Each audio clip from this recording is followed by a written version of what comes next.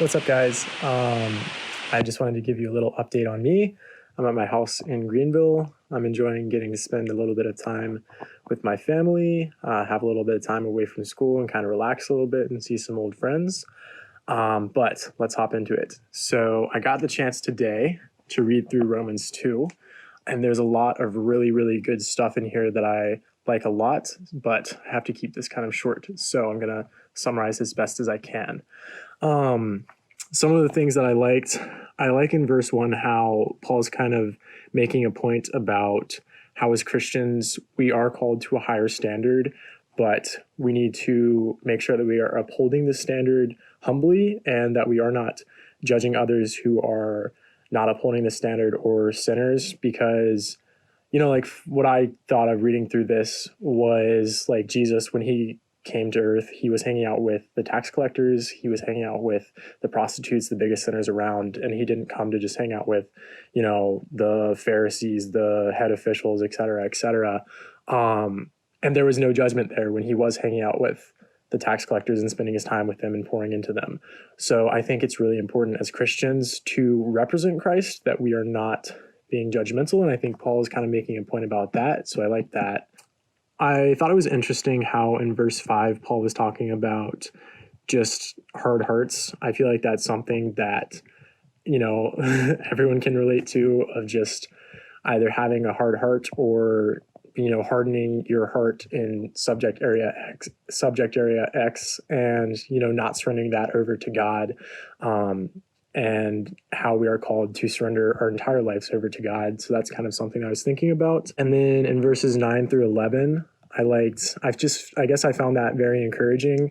I feel like there have been times where I have felt like, I'm doing all of these things and I'm trying to, follow God and just make the right decisions. And I feel like there isn't much benefit that comes from that. Or maybe I'm trying to share the gospel or meeting with some of my friends and I don't see any fruit from that. And that's hard because, you've been doing that for weeks, months, years, and there's nothing that's coming out of that, or at least nothing you can see. But I found verses 9 through 11 encouraging, just to kind of show like, hey, everything that you're doing on this world, there will be, there will be consequences for that. So all of these good things that you are doing, like God does notice them, and you will be, rewarded for that once you get to heaven. And I really liked in verse 13 where it's saying, for it is not the hearers of the law who are righteous before God, but the doers of the law who will be justified. I like that a lot because I feel like, especially in the South, at least from my experience, being in the Bible Belt, there's a lot of people who claim to be Christian and they claim to, follow God and, oh yeah, I'm Christian, I go to church, et cetera, et cetera. But that's not really the story of Christianity. That's not really a picture of the gospel. So I think it's a good thing to just kind of keep in the back of our minds of, not only should we study the Bible and seek God and try and, understand the law and understand what he wants us to do, but, it's pretty simple, but we should also do that. I liked in verse 19 how Paul's kind of talking about how, as Christians, we are, he says, a guide to the blind and a light to those who are in darkness. And I just picture this as being a representative of Christ.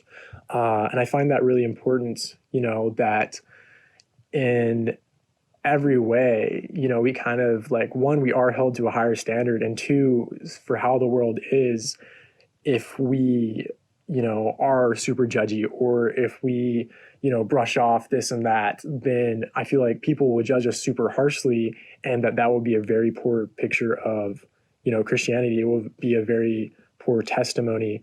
So I like what Paul is highlighting about how as Christians we should live our lives that we're always trying to show people the goodness of God, show people the joy that we have in our lives, and, constantly, constantly be holding ourselves to that higher standard. In verse 24, how he's saying the name of God is blasphemed among the Gentiles because of you.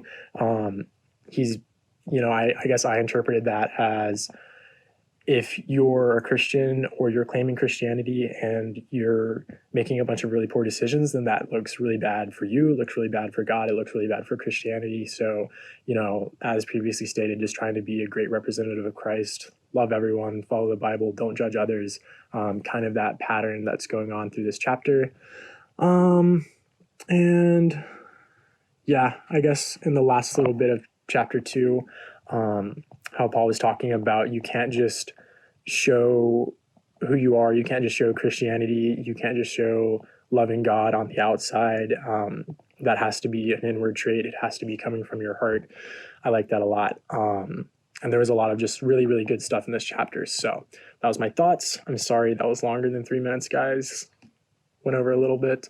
But I hope you found that interesting. I hope it made sense. And I hope you guys are enjoying your break. See ya.